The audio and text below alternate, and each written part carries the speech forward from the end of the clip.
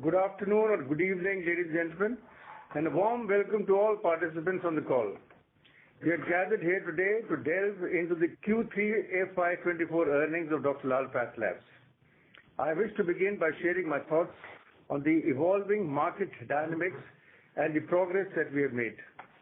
India's diagnostic sector is undergoing a rapid transformation, increasing burden of non-communicable diseases as well as new emerging and existing communicable diseases, increased adoption of evidence-based treatment, and a growing emphasis on preventive healthcare diagnostics are expected to sustain the growth momentum.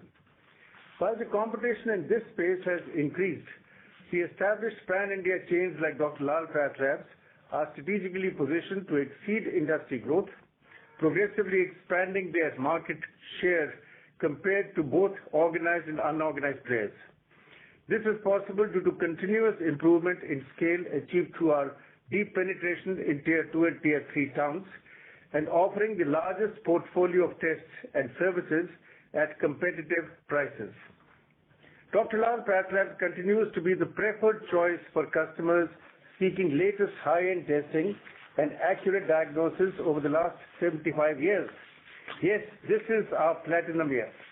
For example, we have achieved a milestone in histocompatibility and transplant immunology testing with next-generation sequencing or NGS by carrying out 600 runs of HLA-NGS with 27,000 samples analyzed for bone marrow and solid organ transplantation across India, Africa, Bangladesh, and Nepal.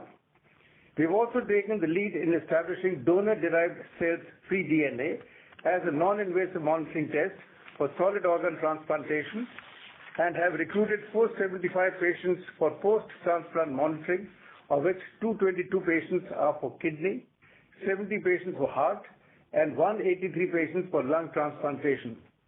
To maintain affordability, we have predominantly retained our pricing mix, barring minor adjustments in prices to account for cost inflation in specialty and super specialty tests. Through this, we aim to cater to a larger patient base, solidifying our position as the leading diagnostic brand in the country. Our performance going ahead will be guided by expanding our presence in the under-penetrated Tier 3 and Tier 4 markets, coupled with the targeted focus on high-potential markets in the West and South region. This is in addition to extensively utilizing our digital infrastructure, where we have made investments across AI, data analytics, machine learning, etc. Not only will this enhance the overall patient experience and provide tailored solutions, but will also accelerate the volume trajectory. In the Western markets, through Suburban Diagnostics and especially its reference lab, we are emerging as a formidable player, aiming to achieve rapid scale by outpacing industry growth. Our synergies are beginning to unfold, and we are on the course to fortify our position in this market. That concludes my initial remarks. Thank you, and I would now like to hand over to Dr. Om. Over to you, Om. Thank you, Dr. Lal. Welcome to our call today. I shall walk you through the evolving industry scenario and progress on the strategy. In the current financial year, at an industry level, whatever the impact of COVID-19 testing was on the revenue side has all gone away now. We have also experienced the same. Therefore, we stopped reporting the split since last few quarters. It's only one figure that we report, thereby making the analysis easy and simple. COVID-19 also created an unevenness on growth pattern, both on revenue and volume. That pattern is now getting smoother. Our business has delivered double-digit top-line growth rates on year-on-year basis, both in the current quarter as well as on YTD basis, all inclusive. We have significantly improved our operating and net margins profile, driven by efficiencies of scale and productivity initiatives. Efforts continue to look for expansion in Tier 3 and Tier 4 towns through organic means of growth. Our teams have carefully identified pockets and the markets that will drive future growth for us. Industry experienced bundling of routine tests as a new consumer trend. We led this trend and successfully built a brand, SwasthFit. The revenue contribution from SwasthFit has now stabilized ranging between 19 to 21% of our total revenue. The next wave of bundling, we believe, would be in the specialized tests, as that could be medically more efficient for clinicians. Our investments in technology and digital at the infrastructure level, at the front end and in the interactions with patients are also translating into salience. We are pushing ahead with Suburban brand in chosen geographies while meticulously executing a network and test menu expansion agenda. With that, I would like to hand over to Bharat to continue the conversation. Over to you, Bharat. Thank you, Om. I warmly welcome you all on this call today. I will now take you through the business and operating highlights. I am pleased to share with you that we have delivered yet another quarter of double-digit total revenue growth and healthy margin profile. In Q3 FY24, we clocked a revenue of rupees 539 crores, representing a growth of 10.1% by serving 6.7 million patients and testing 18.6 million samples, representing a sample growth of 7.1% over last year.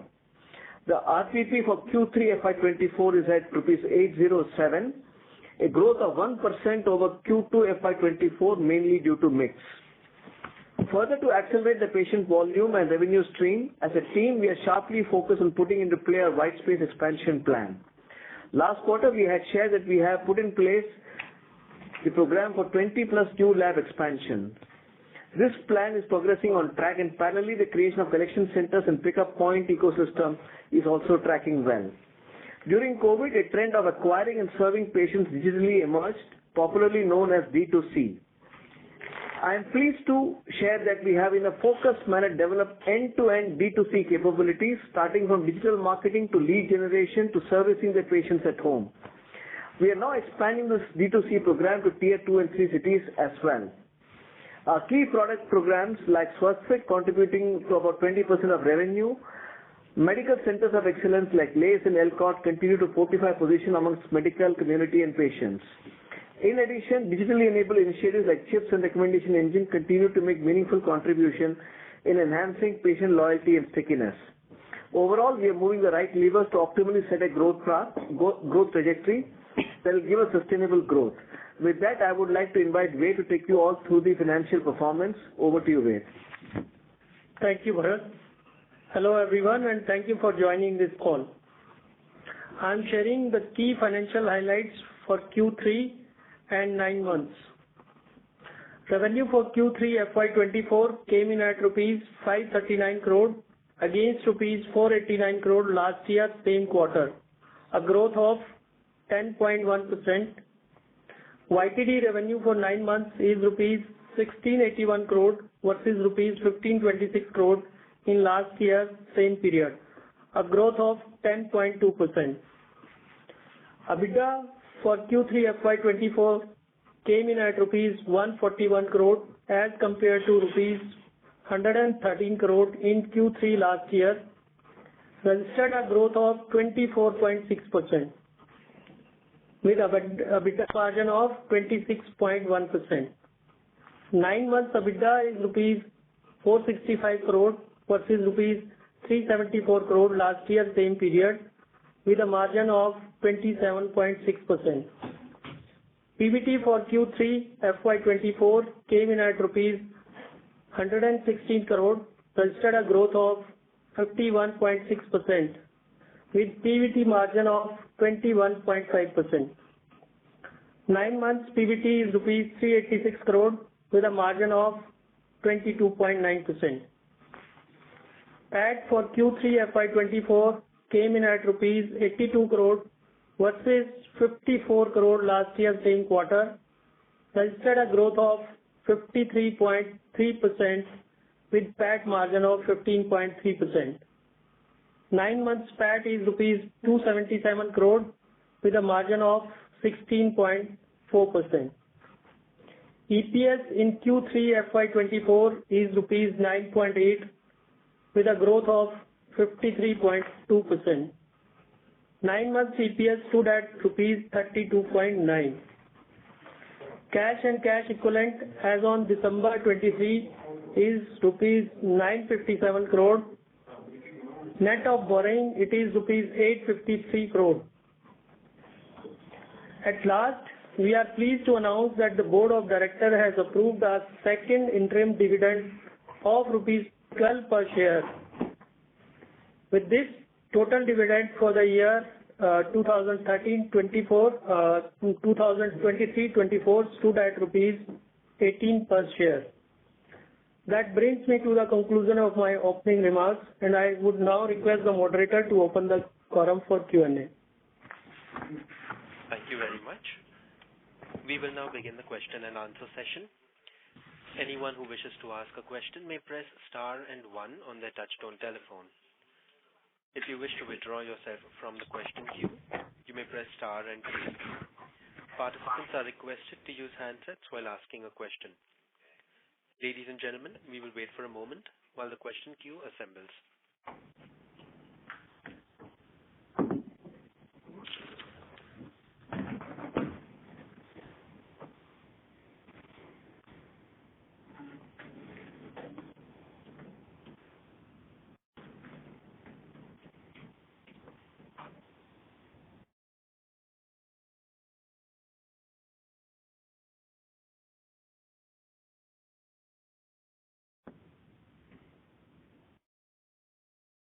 The first question is from the line of Prakash Kapadia from Anived Portfolio Managers Private Limited. Please go ahead. Yeah. Thanks for the opportunity. A couple of questions from my end. Diagnostic industry growth has definitely slowed down from, earlier pre-COVID days. So what is, our sense? Is it customer fatigue? Is it something else which is affecting, volume growth for the sector? We've obviously grown at 10%, but, this is on a 9% base of last year. So any sense you could give us for the industry? Secondly, if I were to envisage a, higher growth from year on for FY25 and beyond. So, for us, what will drive that? Is it, suburban scale? Is it increased first contribution? Is it, newer geographies where, we've been pretty aggressive in tier 3, tier 4 cities where, we have an early mover advantage? Can specialized test increase? As the price rise base is also now anniversary is happening in February. So, what will drive growth from here on? And lastly, on suburban, what's the game plan? Because, now centers are added, labs have opened, reference lab is done, the integration of infrastructure is done. So can we expect, much higher growth in suburban from here on or no? Those are my questions.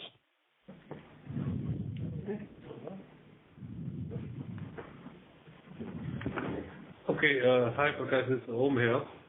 I think Hi, you asked 2-3 questions, so maybe I'll first pick the industry part and then probably give the other growth and suburban questions to my colleague later. Sure. So, I think on the industry front, you are absolutely right that the growth rates of all the companies which are, the figures are in public domain. If I add it up, industry growth rates don't seem to be adding up to what we were having pre-COVID levels. I think what you just said is very right. In fact, we are industry leading growth because double digits, many of the other players I see are in single digits. Very low single digits, right? Yeah, very low single digits, yeah. And I think we're taking out all, in fact, our number is actually all inclusive. If you take their numbers all inclusive, then it is even contrasting. Right. Now, I think earlier all of us were attributing this to new age competition, right? We were thinking that probably it's losing out to that. Even they also seem to be in some difficult situations, though I don't have any data to support that. But I think as we travel in the market and overall in general, that intensity which was there 2-3 years back is not there anymore. The question arises, what's going on? My one hypothesis that we have is probably is that fatigue factor that you talked about. Is during COVID times there's tremendous amount of testing and a lot of people went for health checkups, etc. There is a bit of a pause because this is not a ward that you want to get tested every now and then. It's a bit of a need base, and then suddenly you say, listen, I just got myself tested last year, then can I give it a pause? Because there's too much of testing and healthcare and all being talked about, right? So there could be that one qualitative reason, but there is nothing that supports this argument. Second also could be a lot of these bundling things that we have done, like say for example we were discussing earlier within us is that this fever panel is one test and one visit. Now in the earlier years this fever panel may have been multiple visits because you test for dengue and then you test for malaria, you test for something else. Now you want to get everything tested in one sample itself. So that probably could be there could be correlation. While one has seen in the industry revenue per patient going up, but volume growth is not that high. I think revenue per patient for most organizations have been significantly higher. But volume growth has not been. So could the bundling be causing this less frequency of visit?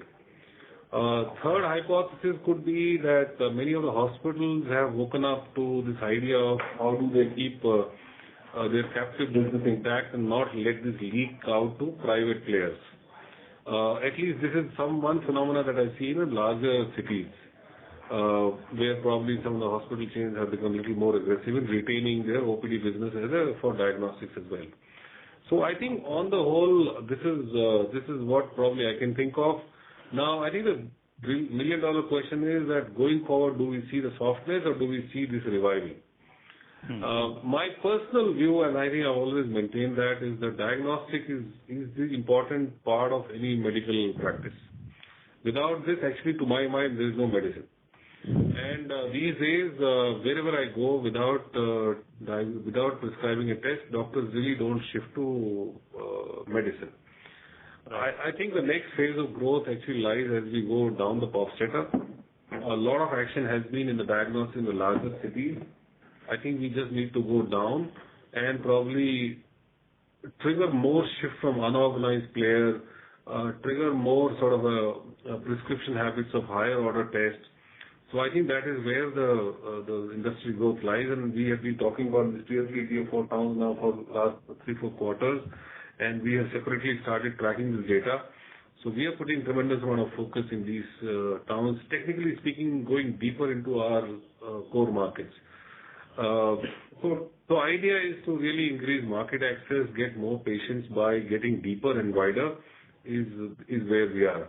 Now, other questions related to Suburban, and I think you asked something else as well. I'll hand it over to Bharat to respond.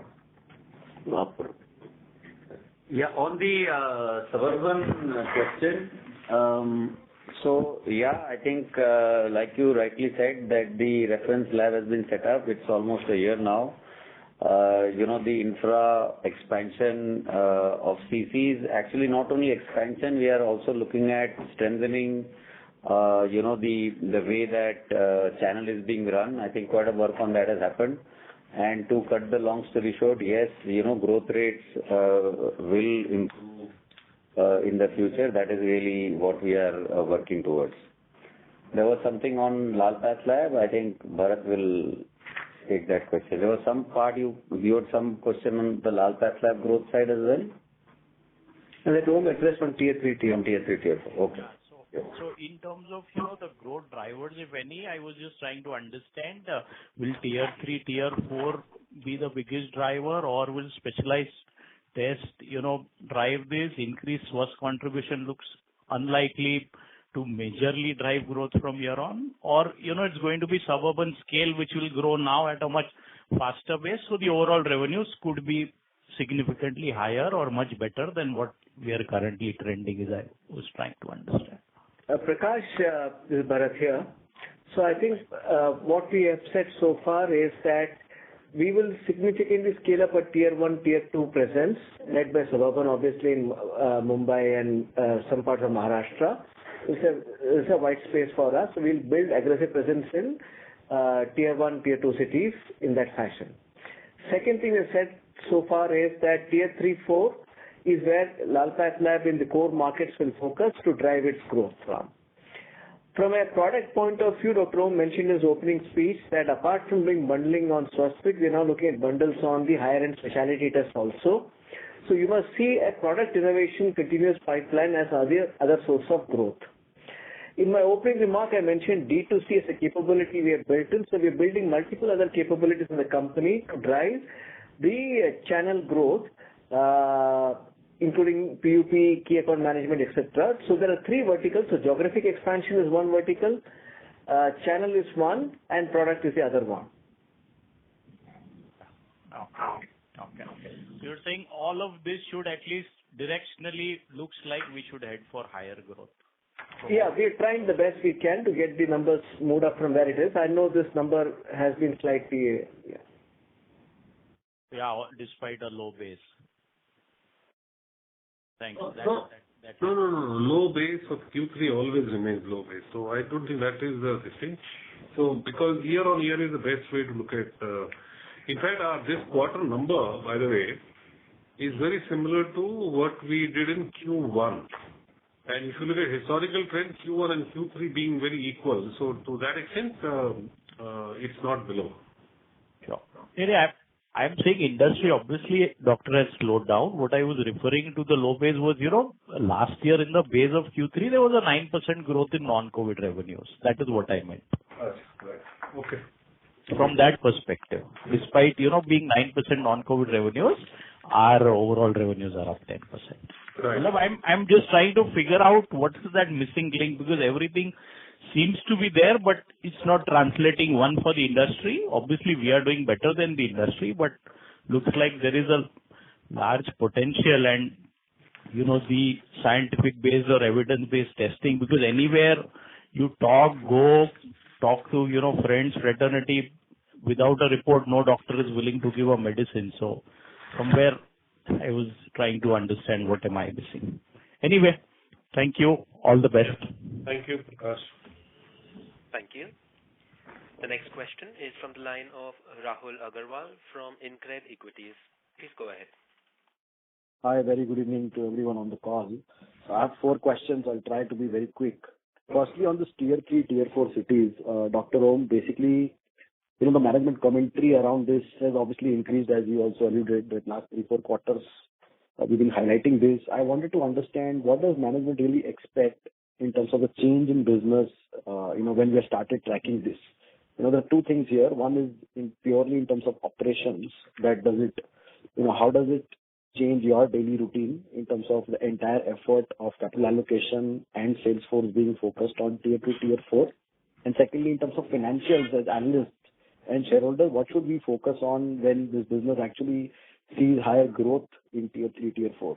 It could be revenue mix, it could be more B2B, it could be higher working capital, it could be higher higher margins, anything. And the next question to that also was that doctor influence in these cities, according to me, should be even tougher to break in versus what we see in metros. So your thoughts, please.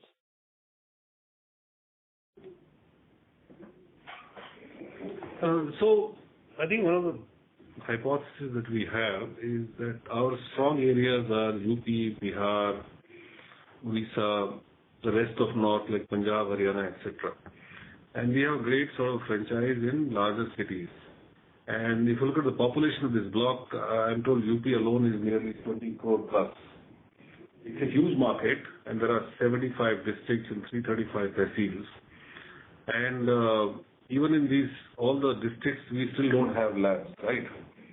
And these districts are actually they don't fall in big sort of population numbers. So idea is, how do you go deeper in these markets? And there's so many business lying there. So the tier 3, tier 4 idea comes that if we take larger test menu to district headquarters, so that will give us the ability to go deeper. If you look at government medical infrastructure also operates something like that. You have a district hospital which have very large patient flow coming in, and if you analyze that flow, actually it's all building it up from ground up, which is like tier 3, tier 4 villages, etc. So we just want to actually follow that pattern and go deeper and leverage our strength in these places because our brand is very, very strong. Now, obviously, this tier 3, tier 4 strategy will not work in south and west market because there, even in metro and tier 1 town itself, our presence is weak. So that clearly falls in this bucket of looking at inorganic opportunities. That's the whole idea of tier 3, tier 4. Now, I think your next question was, how do you look at from a working capital perspective, operations perspective, and in infrastructure?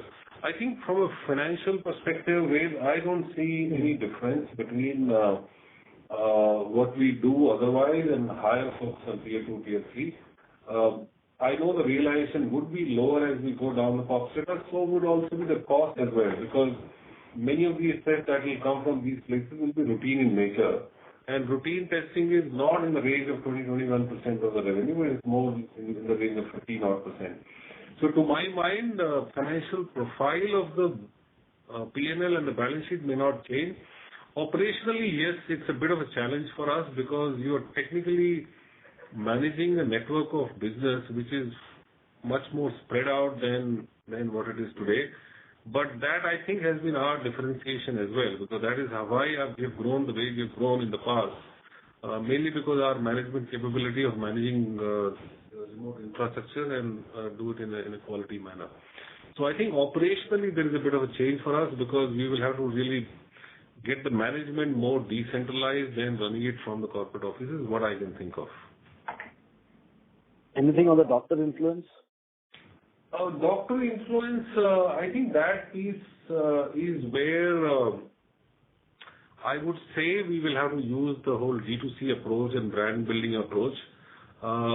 My personal experience has been, as we expanded out of Delhi NCR and went into other markets, it's definitely a long-run process, but over a period of time, if we have a reason to communicate with the consumers, which is more in the form of service, more in the form of health checkups, I have a sense that once brand crosses a particular critical mass, it becomes very difficult. It becomes difficult for doctors to de-sell you, because if everybody is using Dr. Lal Pathlabs, if some doctor says don't go there, then doctor runs the risk of losing his or her own credibility. So I think we know that entire brand building process. It takes a bit of time, but that is what we will try and do as we go forward. But obviously, we will have to offset the doctor influence and build a direct-to-consumer brand. And one more thing was, this 32 to 34% of total top line which is coming from these markets. I see that number, pretty, in a very narrow band over the last 4 years. I don't have the 9-month number, but, when I look at 19 to 23 is what you have disclosed, it's not really moved ahead. So anything different you're doing this time around that this number will actually track, higher going forward? I think maybe this is the way our internal number is right now. It is more, we are giving a more focus in the system. That is why it's coming. I think the first stage is for us to know where we are. The second is the growth rate in tier 3, tier 4 is higher than other places. The answer is definitely yes. Now I think our teams are aiming at how do we accelerate this growth. So that's the whole idea. I think it's just that it just tells us that we have a long way to go. Yeah, you are absolutely right that it may not have moved much. It's still moving within the narrow range, but it needs to move up. That is what the whole idea is. Yeah, and secondly, I wanted to discuss one new topic with you and the team. Because this business is run, very largely dependent on franchisees. I don't know if the metric called revenue per franchisee really matters. And I'll give you the context. What I'm thinking is because the growth is really not, picking up as what we all want to, mid-teens. And my understanding is Dr. Lal has a very, very decentralized franchisee network, which basically means that each franchisee is running at max, 3 centers, maybe nationally. Would it be a good idea to track revenue per franchisee? That is one question. And secondly, would it be a good idea to basically aggregate and have larger franchisee partners, so keep them motivated, compete better, commit more capital and effort to, basically get the growth higher? Rahul, this is Bharat. Yeah, so we have a metric called revenue per franchisee, and we track it internally, and as regional teams do that because underlying is the profitability of the franchisees. So very conscious of that. Second thing I want to just say that is that we have got about 300 to 400 odd multi-franchise operators with us. So it is typically, it works well in larger cities, where cities we can put up the same person can put up 3-4 shops and then kind of supervise them. Beyond that, since, we have a lot of other smaller town operations, one person doing multiple centers, from a quality of talent, management, bandwidth, etc., that becomes difficult for him. And that is our observation. We encourage multi-unit franchising, which is we haven't stopped people from taking multiple centers. We've got people who have gone up to 6, 7. Our view is that beyond 7, it becomes difficult to manage the geographic dispersion, people rotation, etc. But yes, it is an important angle of how we build franchising in the future. Okay, so it doesn't really make any difference, and there is no thought internally that we should do this kind of things to basically get growth up. It doesn't really help, right? Because we track profitability, which is a key metric, and as long as we manage that, then we are okay with that. Yeah.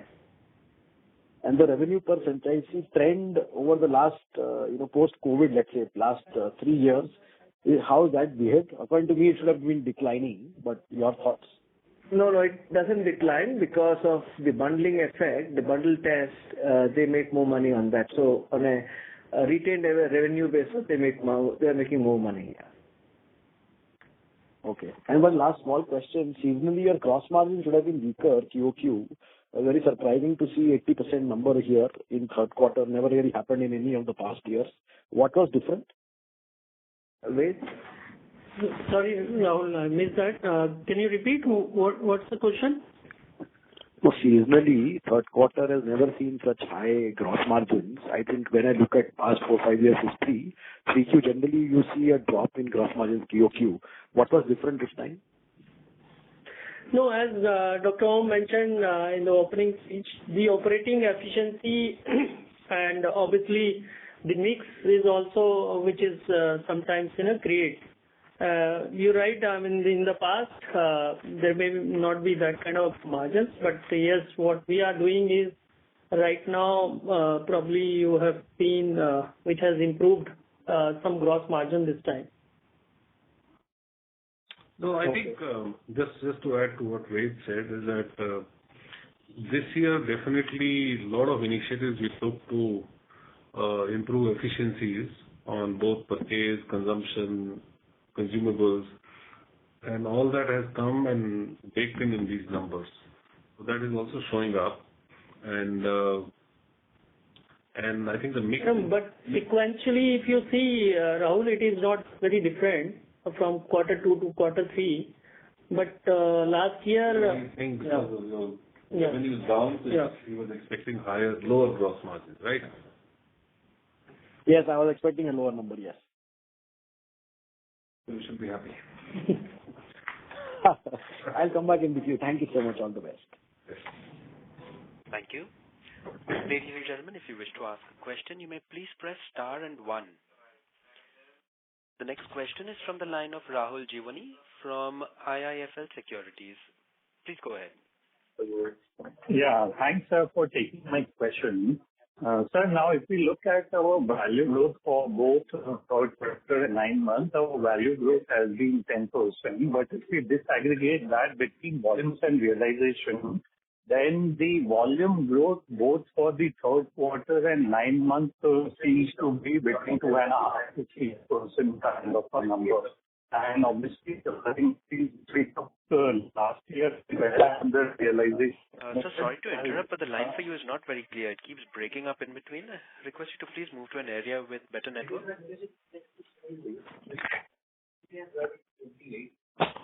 Hello, is it better? Yes, this is much better, sir. Please go ahead. Yeah. So the volume growth in our portfolio, both for the third quarter and the 9 months, has been only. So can you comment in terms of this volume growth settling over the next 3-4 quarters, and are you planning to take another round of price increase?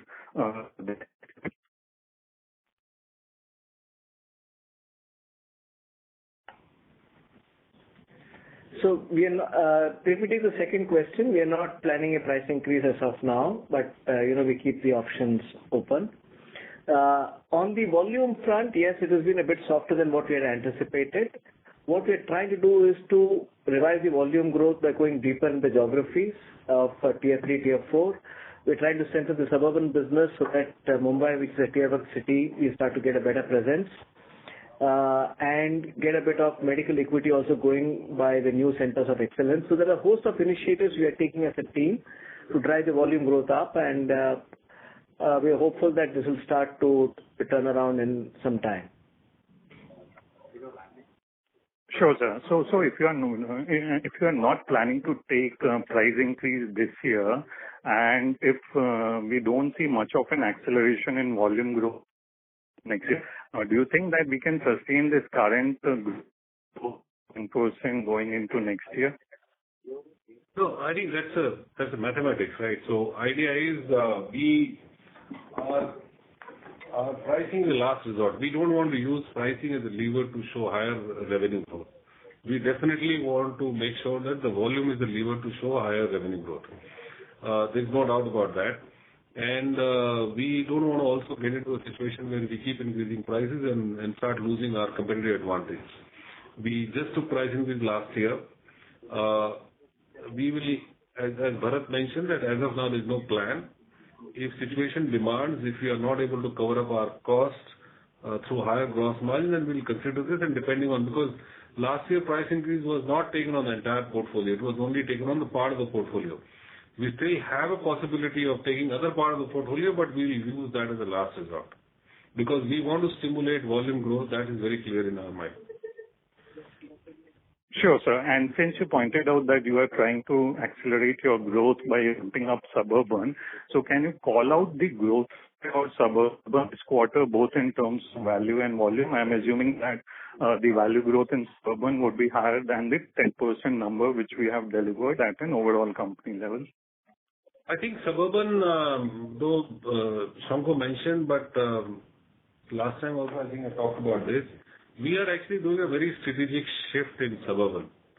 The shift is basically driving the growth through channel collection centers, and we are also doing a strategic shift from our B2B doctor-driven business to direct-to-consumer.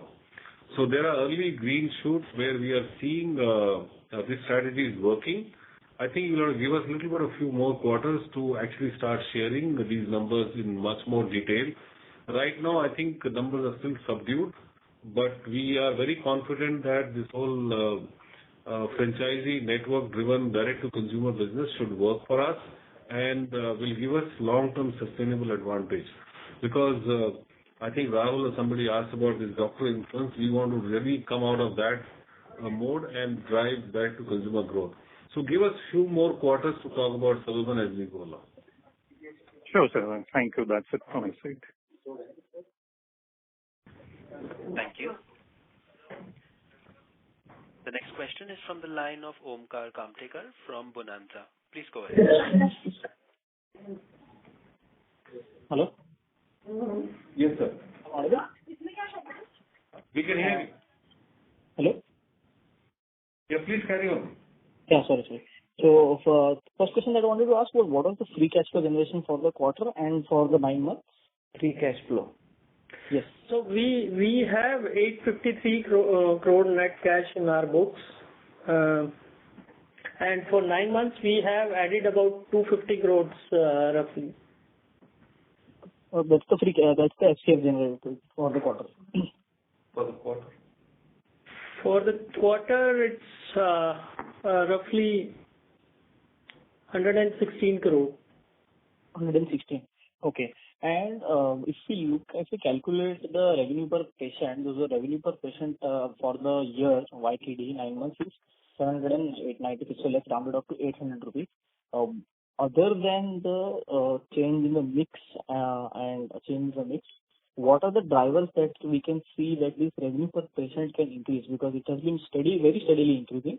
It's now close to 800. What do you think will it take to reach maybe 850 and higher levels? Sorry. RPP. Sorry, what? So this. No, I'll probably talk about that. So I think there are some things that have helped, as you rightly mentioned. One is Swasthfit package, price increase, mix change. All that has contributed to this. Now, going forward, we clearly foresee that this bundling of high-end tests is a low-hanging opportunity for us, and I think should drive revenue per patient. But I'm not really won't chase this number as much as the volume growth, because I know if I go down the pop strata, go to smaller towns, because that may pull this number down as well. So as a metric, I think to me this could be a side effect rather than the main effect that we'll probably drive. Our focus essentially would continue to remain on two things, is that how do we get more number of tests per patient and how do we get more patients? And that's it. The rest, I think this P&L will take care of itself. Okay. So on that point, answering in the previous question, you said that we are focusing more on the B2C segment and trying to get the customer more aware about our offerings and so that they are.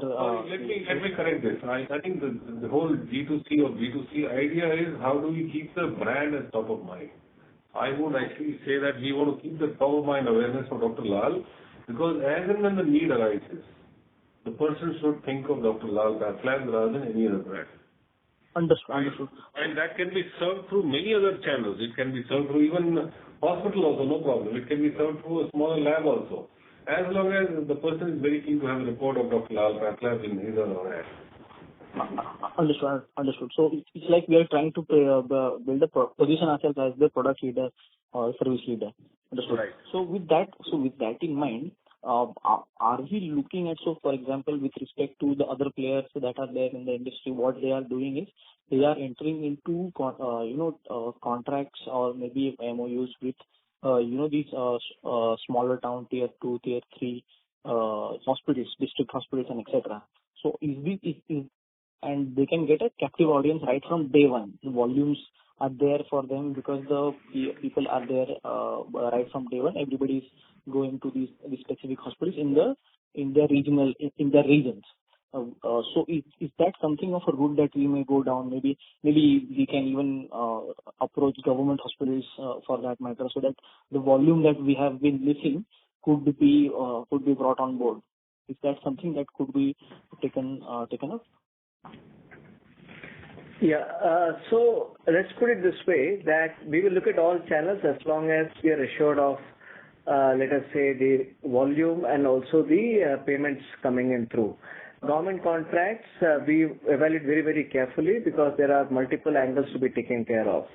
So we will kind of be present in all the areas where the government hospitals are. We do have contracts with government on many fronts. So as long as we look at the total commercial package and it makes sense for us, we'll definitely do those agreements and sign-ups. But if they don't, then we will rather walk away from those opportunities. Yeah, I think we need to be careful about, are we managing the optics of volume growth or are we actually creating long-term sustainable advantage? If you have to manage optics of volume growth, there are multiple ways to get this volume. So we can actually tomorrow run a huge sugar camp and you will have lakhs and lakhs of customers coming in. So I don't think that is what we want to do. We want to make sure that whatever we do is sustainable and profitable. Okay. Understood. And on the cash flow question, so we have approximately 800 odd crores worth of cash in the bank, cash in the books. Any color as to with respect to any acquisition in the pipeline or maybe something that is on the block? Not that I got asked you to disclose it, but are we looking for any specific acquisition or something so that we can utilize this cash? No, I agree with you actually. Our strategy is fairly clear, which is that we want to have market access, and that can come through both organic, which is what tier 3, tier 4 we keep talking about. Will come through organic means in our strong markets, and other markets, it's all M&A, right? I think last M&A that we did was with Suburban 2.5 years back. And our thesis is that, okay, if you do 10 M&As, 3, 4 may not work, but the other 4, 5, 6 which will work will take care of the failures. I think last 3 years, the valuations had gone through the roof and expectations of even private players was in line with sort of a public market multiples which we can't give. And I think now a bit of with the smoothening of curve and I can see the numbers of other companies as they are getting declared.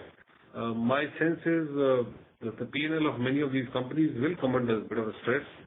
And hopefully this whole M&A piece should open up, and we are open to doing M&A in those markets where we need. Okay.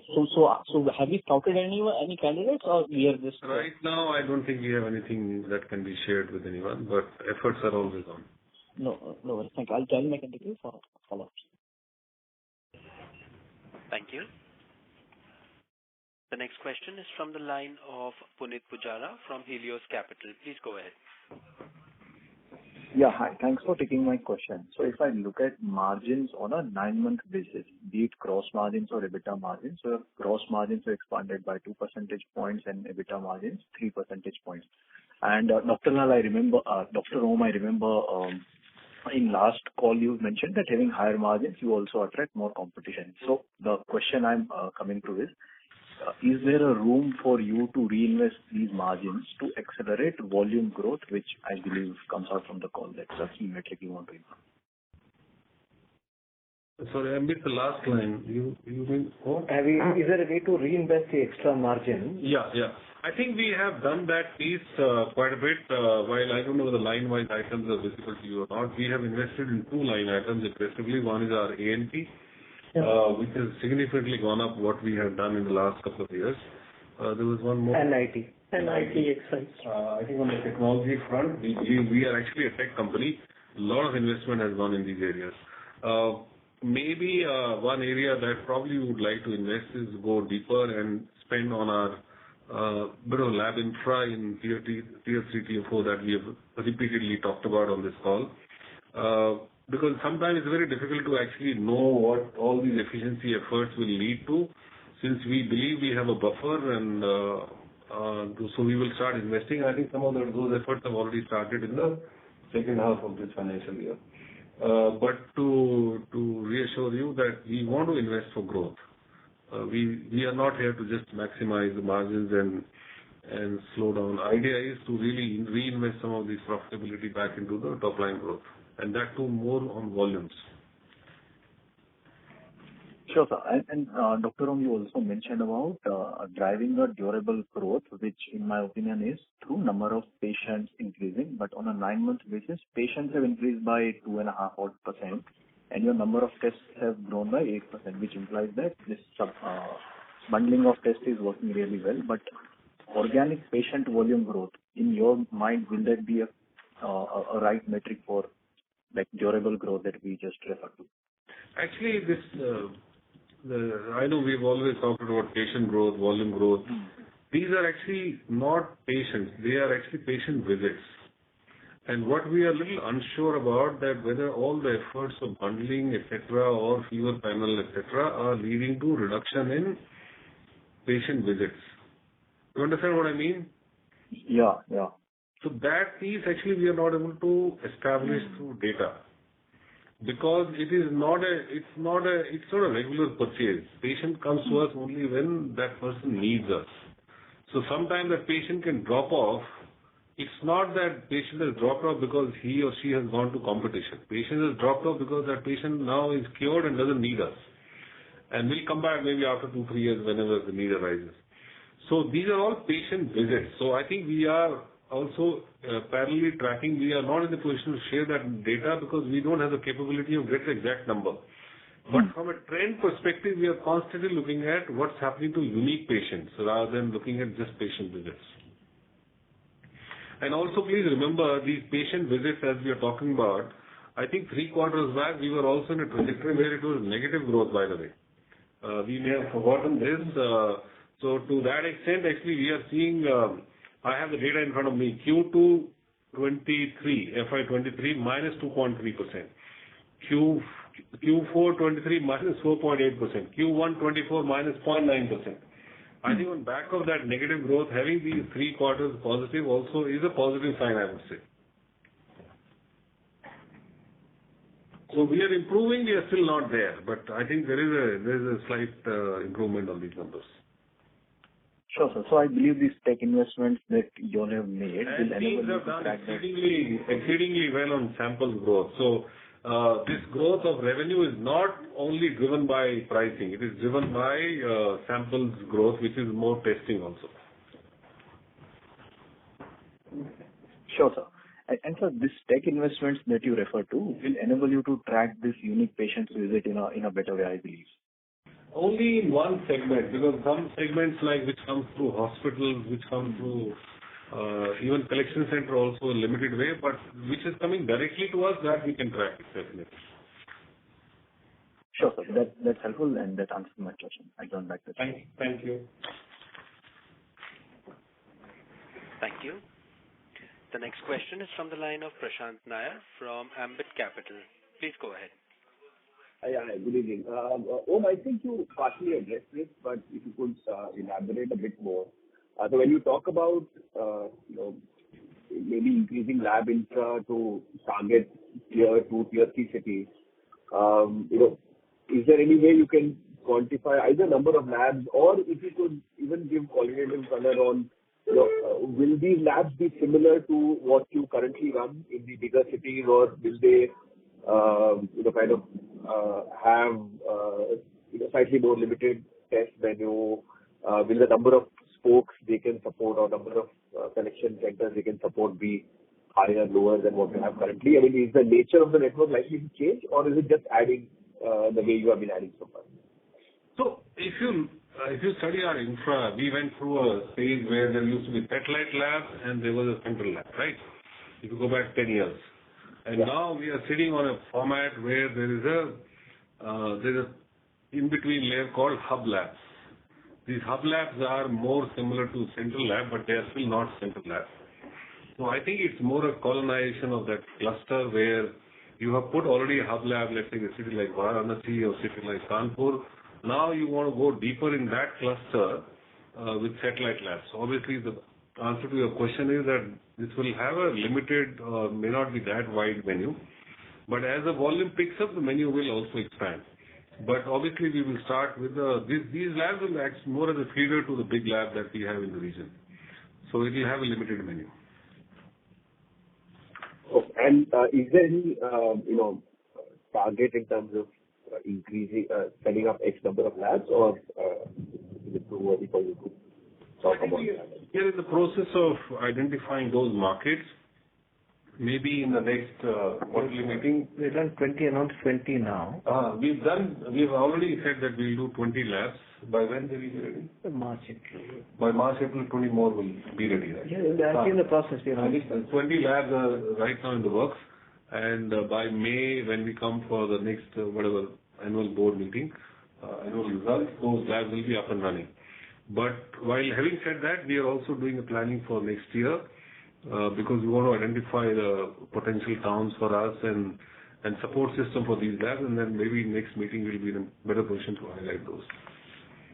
But I think directionally you should get an idea that we are expanding our market access, going deeper. Right. Thank you. Thanks a lot. That's it from me. Thank you. Ladies and gentlemen, we will take that as our last question. I would now like to hand the conference over to the management for closing comments. Over to you, sir. Thank you everyone for being with us on this call today. I hope we are able to answer all your points satisfactorily. Please feel free to reach out to us in case you have any further questions. Thank you once again. Thank you. Thank you. On behalf of Dr. Lal Pathlabs, that concludes this conference. Thank you all for joining us. You may now disconnect your lines.